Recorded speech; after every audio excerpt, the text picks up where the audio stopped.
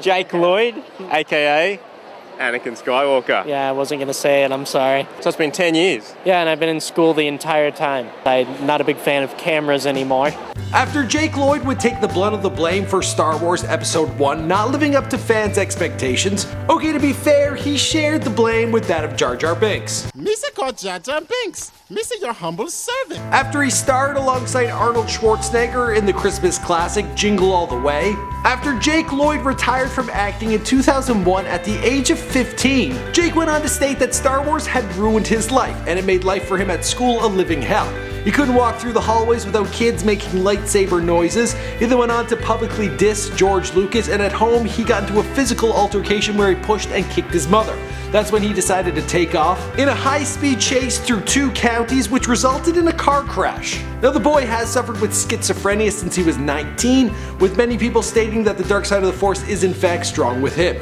My name is Michael McCrudden, documenting the life of the Star Wars kid Jake Lloyd after the fame, here for you on After They're Famous. Now, when I say Star Wars kid, I'm not referring to the guy who did the lightsaber thing.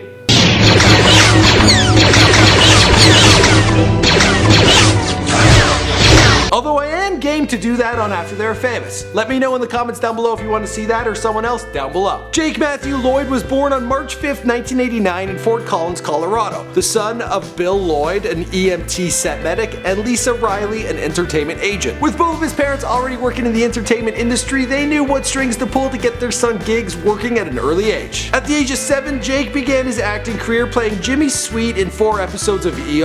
Afterwards, he was cast as Jake J.J. Warren in Unhooked the Stars. He then got his big break alongside Arnold Schwarzenegger as Jamie Langston in Jingle All The Way. When he first met Arnold, Arnold burst into laughter and said, "Oh, he looks just like me." Who is your daddy and what does he do? To which Jake was like, "Oh, hi, really awkward." Which is just such classic Arnold, because with that guy it's always him.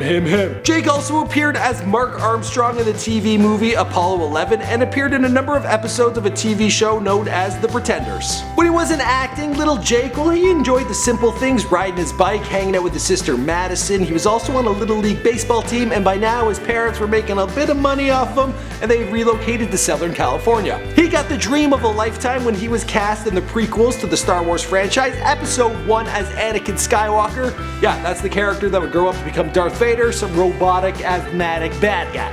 I don't want to be a problem. Now, for many a human being out there, landing this role would be a dream come true, but for young Jake, it turned his life upside down. Leading up to the film's release, he would have to participate in as many as 60 interviews a day. Following the release of the film, Jake had a hard time readjusting to normalcy. The kids at school would bully him relentlessly with Star Wars jokes. He was also hearing lightsaber noises wherever he went. Then online, people would take out their frustration with the film on little Jake, and it was all more than he could handle. The boy quickly began to build up a complex and would get uncomfortable with cameras pointed in his direction. He decided to quit acting altogether at the age of 15, and he destroyed all his own Star Wars memorabilia in a fit of rage. Like your little figurines, have you kept all the merchandise? No. You shunned it a bit? No. I just didn't keep the merchandise. He later went on to point the finger at George Lucas, giving him the blame for the reason why the films didn't live up to people's expectations.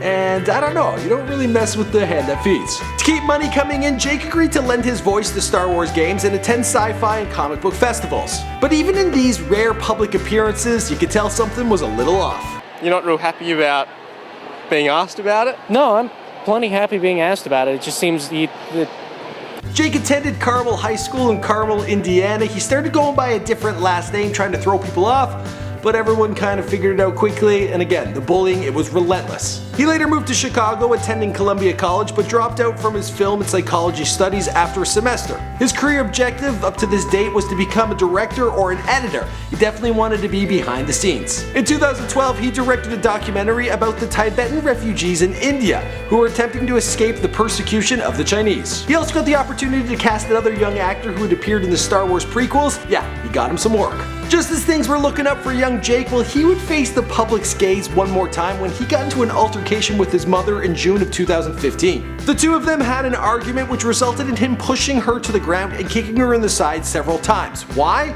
Well, he blamed her for ruining his life. His mother later revealed that the young boy had been suffering from schizophrenia, diagnosed at the age of 19, and at the time of this attack, well, he had been off his medication. Following this attack, he jumped into his Nissan, and a high-speed chase involving police officers, well, it lasted through 2 counties. Now, the force was clearly with the other drivers that day. Throughout the stretch on the I-95, Jake dodged collisions, weaving in and out of traffic while evading pursuit of patrol officers. Now we must insert a mandatory pod racing joke. Anakin Skywalker tried to bring his pod racing experience to the real life, but it didn't really work out for him. Eventually he lost control, he smashed through a fence and then into a bunch of smaller trees. That's when the cops got him, they booked him, and they put him under arrest. His mother didn't press any charges. And as for the rest of the story, well, we'll have to wait and see because this is After They Are Famous. My name is Mike McCrath, thanks for checking out my personal channel. I do all sorts of celebrity bios on here. After They Are Famous is a new series I've started. I've done Farrah Abraham, I've done Lindsay Lohan, I've done Shia LaBeouf, Antoine Dodson, Macaulay Culkin. That's a really good one.